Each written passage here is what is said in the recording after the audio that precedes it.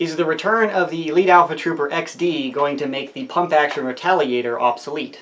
In my opinion, no, not at all. I do love the Elite Alpha Trooper. This one is unmodified, but it's a great blaster if you like springers and you do not like the Rampage because of the silly, stupid horizontal mag. That's just a stupid design. But having pump action on the Elite Alpha Trooper with a downward mag, this is a great blaster. The performance out of this is great in line with all the other Elite blasters, and the advantage over the Retaliator in unmodified form is the top loading on a Retaliator is very slow. Top priming, of course, not top loading. But when you put on a pump action grip, you are essentially making a more expensive Elite Alpha Trooper due to the cost of the pump grip. That's not the only difference in my opinion. The pump grip feel is a whole lot better out of a worker pump grip. The Elite Alpha Trooper uses this super thin bar inside here, so in stock form it's more than enough. But when you pump up the spring with like an Orange Modworks 5 or 7 kilogram spring or whatever, and you start to prime it, it gives. And I don't think I've seen anybody snap or bend them permanently, but you can feel it and it's just crap. Some people experience issues where they can't let it prime because it warps too much and then their effective stroke is reduced, so they can't actually prime the gun anymore,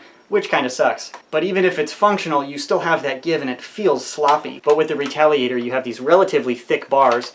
That feel is super solid, and it just gives a phenomenal prime every single time. Beyond that, they are extremely similar. If you prefer, you know, the top rail up here or the looks of one blaster or the other, I would say pick that one. But the XD Elite Alpha Trooper has the same internal, so it's just a different color.